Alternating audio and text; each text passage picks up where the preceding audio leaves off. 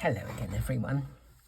I don't know about you, but I really like some of these cover the page stamps. This one is Leaves and Berries from Simon Says Stamp, but they are quite expensive.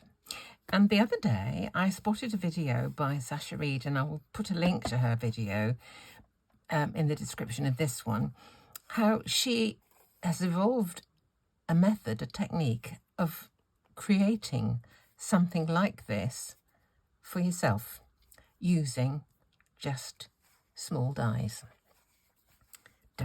stamps. Got dies on the brain. Small stamps. So I thought, what have I got that's small?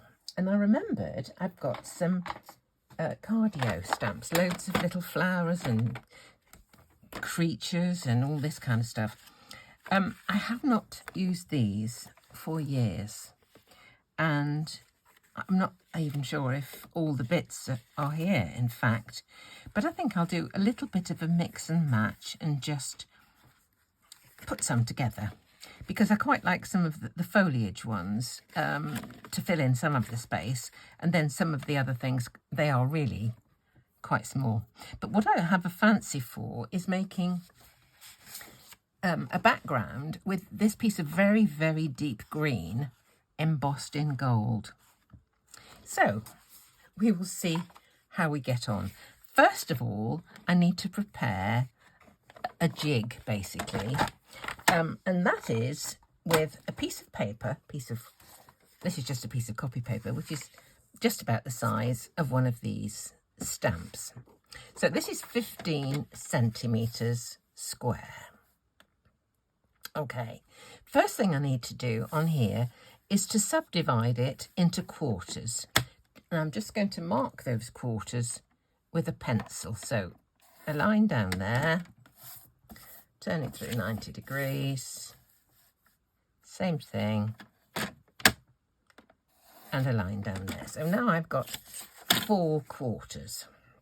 And this is how I'm going to sort of use this to arrange the stamps so that they will fit. It's a bit like a turnabout stamp where you do, I'm only going to put the shapes, the stamps in one corner, and then we'll just turn it around, and so we'll get the same stamps stamped in each of the 4 squares. Okie dokie. Let's put this into my stamping platform to start with. I'm just going to keep it in this bottom corner for the minute. I'll put it here. Now, let's have a look at some of these stamps that we've got here, the cardio stamps. Let's have some for the foliage ones. Let's have the ones out of this set. They need a good wash, probably. They feel as if they're not getting stuck to the page properly. So let's have that. And I want to make this go just slightly over the quarter, but I must remember that this bit here mustn't go over the quarter, otherwise when we rotate there won't be space for it. So I've just got to keep that in the back of my mind. Right, let's put that about there, and we can have the butterfly. We'll put the butterfly in. Let's put the butterfly, I don't want it to be too obviously in the centre, because it'll be 4 butterflies all close to each other. Well, let's use all of these ones while we're at it. Here, there. Have to use a bunch of the other ones. One thing you do have to watch out for when doing this is to ensure that the stamps are all the same thickness. So if you do some of one set and some of another, you need to make sure that they're the same thickness. Otherwise, you know, they may not all get a good impression. Okay, let's put that in the corner. And we've got a dragonfly. We'll have a dragonfly. Can go in there. Let's just see. We could have some things going off the edge, actually. This bit's going to fit in there. Let's just put some more in. There's another little flower there. I could do with another traily something, I think, to fill up a bit more space. Let's have a look. Let's have that going like this. I'm just wondering if we look as if we're too much close together. I don't know what it's going to look like. Well, there's one way to find out. And that's just to do it, isn't it? I keep saying to people, if you want to know how things are going to work out, have a go. What else have we got here? Some of them are so tiny it's difficult to see actually what they are. I think this is another creature. Let's just see.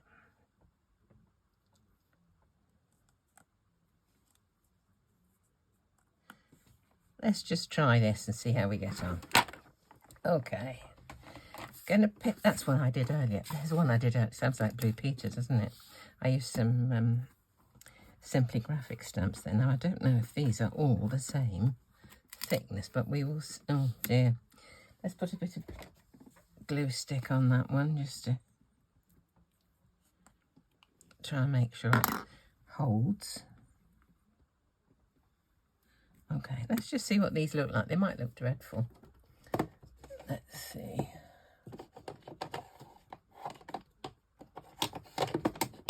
I need the Versamark out for the other one in a moment. Let's just see. Right. So, over we go. And stamp. Have a look. Okay. Let's try it. We'll move it round quarter turn. And we'll ink again. I think that could have gone a bit further over the line, actually.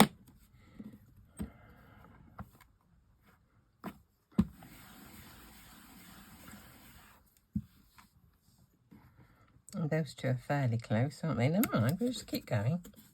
Turn it another quarter turn. Ink again.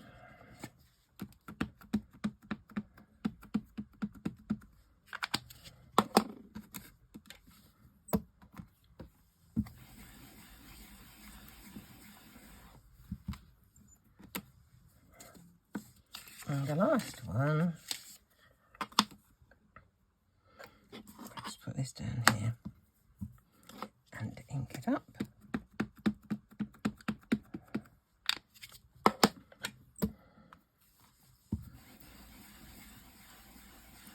Let's have a look. What do we think?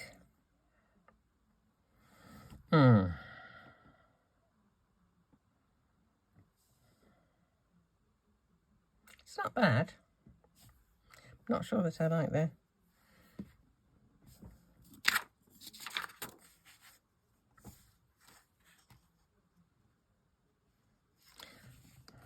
I wonder if we should move. Let's turn this over just a moment. If we moved that one down this way a little bit, I just like to kind of not make them definite squares, so that, you know, something from one square can just push into the side of the next one. So if this one was to come further down here, just a bit further, is there going to be room there? Yes, I think so.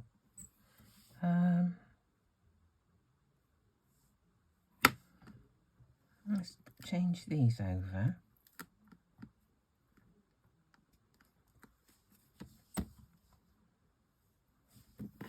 Move that butterfly just a tad. Let's try it like this. Just how this works. See how this works out.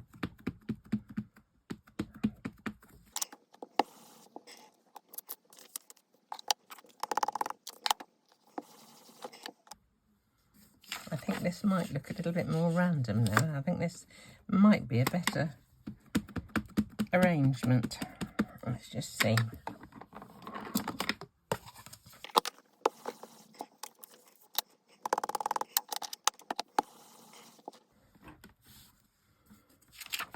I think that's better. I think I'll try it. I'm going to try it on the green with some gold embossing powder. So I'll just give my stamp a bit of a clean up to start with, and then we'll get going. I do urge you to take a look at Sasha's video, because she does the thing with, you know, colours and all sorts. It's really clever, but I just thought I would point you in the direction of her video and have a go at it at the same time myself. I will just give this a bit of anti-static before we start, as I'm going to do embossing. Okay. Oh, the powder in there smells lovely. Not quite sure what it is. It's out of another embossing. So now I need Versamark. And I think I'm going to try and do them, stamp them all, and then just emboss the lot, rather than try to do one, emboss it, and I don't know which is going to be the best way, really. We'll see. Let's have a look. I'll see what it looks like when I've done two. Perhaps I'll just do them in twos. I just don't want the ink to dry out too much. I'll give that another little.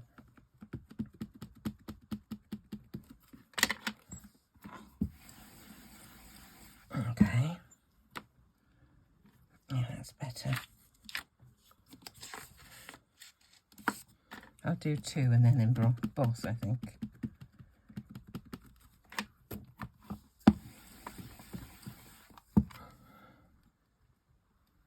Yeah, I think that's okay.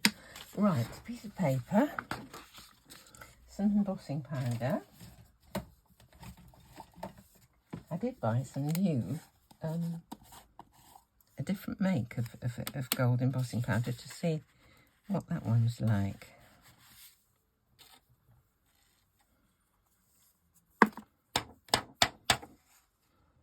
Oh, it looks pretty, doesn't it? Right, just one moment while I... Oops, let's heat set this for a minute.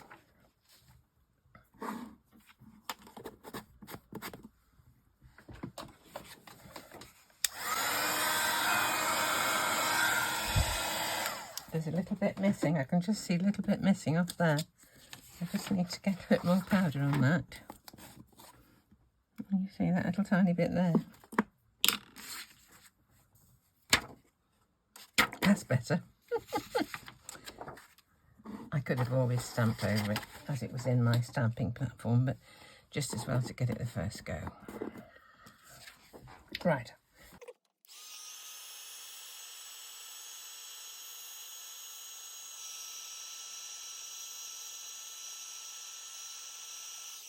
Okay, right, we'll just do the other two now. Hope that's cool enough to put a magnet onto. Versamark. Okay.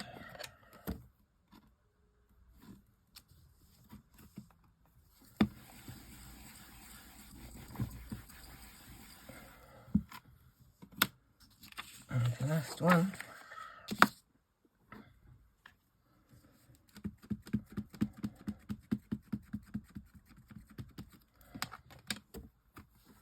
Oops, thought that was my little weight. It is a tea light holder. I just put a piece of felt on the bottom so it slides around. It's quite heavy. Right, let's just emboss those last two squares.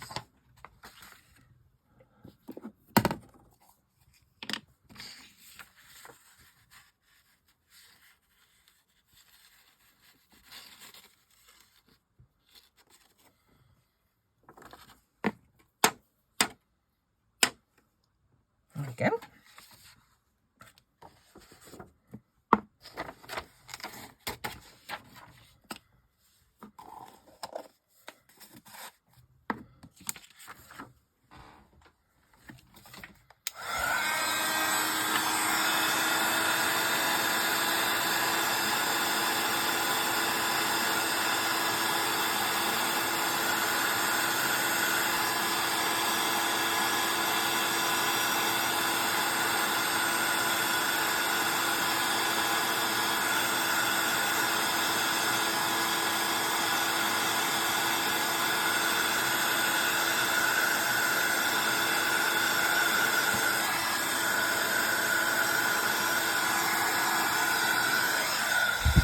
Well, there's a couple of boo-boos there, but lesson learned for next time. I think I need to reapply. You can see the difference. I need to reapply the anti-static before stamping the second lot, but I think that's nice. I mean, there's plenty there that I can use in a background or whatever, but I think that's a really stunning idea. Needs to be improved upon, the technique, but just for trying it out, I think that's good. So I'm glad I thought of these little cardio stamps, because they've hardly been used, and this is a good way to use them up. So thanks very much for watching, and I hope you found that a bit of fun. See you next time.